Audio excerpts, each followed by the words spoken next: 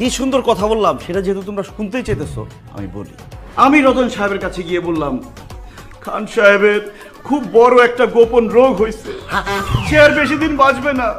তারপরে তার কাছে আকুতি মিনতি করে বললাম যে রতন সাহেব প্লিজ খান সাহেবকে বাঁচান, কয়েকটা টাকার জন্য উনি মরে যেতে পারে না না না। রতন সাহেব আমার কথা শুনে ইমোশনাল হয়ে অনেক কান্নাকাটি করলো, বললো আমার বন্ধু বেঁচে থাকবে, আমার বন্ধু খানকে বাঁচতে হবে।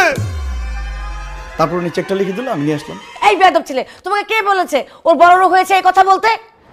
এখন যদি সত্যি সত্যি বড় কোনো রোগ হয়ে যায় তখন? আর রোগ হলে সমস্যা কি, টাকা তো পাইছেন, ওটা চিকিৎসা করবেন।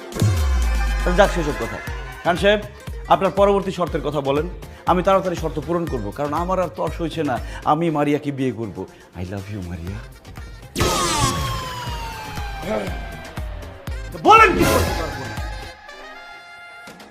দাঁড়াও, আমি একটু ভেবে দেখি। হ্যাঁ, জানাচ্ছি তো, জানাচ্ছি। ঠিক আছে, তাড়াতাড়ি করেন।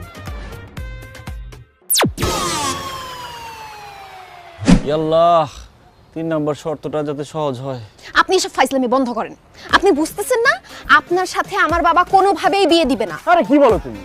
তোমার বাবা আমাকে কথা দিচ্ছে 3টা শর্ত পূরণ করতে পারলে তোমাকে আমার হাতে তুলে দিবে। 2টা শর্ত তো পূরণ করেই ফেলছি, বাকি একটা শর্ত পূরণ করতে পারলে তুমি হবে আমার বউ, আমি হব খান সাহেবের জামাই। 3টা কেন, 3000 শর্ত পূরণ করলেও আমার বাবা আপনার সাথে আমার বিয়ে দিবে না। তোমার বাবা এক কথার মানুষ, উনি যখন আমাকে কথা দিছে অবশ্যই আমার কাছে তোমাকে বিয়ে দিবে। বাবা বিয়ে দিলে কি হবে? আমি তো আপনাকে বিয়ে করব না। কেন? আরে বাবা, আমি অন্য একজনকে ভালোবাসি, আর ও আমাকে প্রচন্ড ভালোবাসে। ওকে ছাড়া আমি যেমন বাঁচবো না, ও আমাকে ছাড়া বাঁচবে না। আর প্লিজ আপনি আমাদের ভালোবাসার মধ্যে বাধা হয়ে দাঁড়াবেন না। কি? তুমি আরেকটা ছেলের ভালোবাসো? ওই হালার পুতের নাম কি? এই সাবধানে কথা বলেন। ওর নাম সানি। নাম শুনে বোঝা যাচ্ছে ও তোমাকে ভালোবাসে না, ও ভালোবাসে তোমার বাবার টাকা পয়সা ধন সম্পত্তিকে। আর একবার তোমাকে বিয়ে করতে পারলে না, তোমার বাবার ধন সম্পত্তি টাকা পয়সা আত্মসাৎ করে তোমাকে লাথি মেরে বাসা থেকে বের করে দিবে।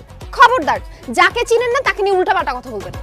আমি ওকে ভালোবাসি, আমার ভালোবাসা মানুষ নিয়ে উল্টাপাল্টা কথা কিন্তু আমি একদম সহ্য করব না। ঠিক আছে, এই ছেলেটি তোমাকে ভালোবাসে না, তোমার বাবার টাকা পয়সাকে ভালোবাসে, এইটা যদি আমি প্রমাণ করে দিতে পারি তখন কি হবে? তাহলে আমি ওই ছেলের সামনে আপনাকে আই লাভ ইউ বলবো, আর ডিরেক্টলি বাসায় এসে বাবাকে বলবো আমি আপনাকে বিয়ে করতে চাই। প্রমিস? প্রমিস।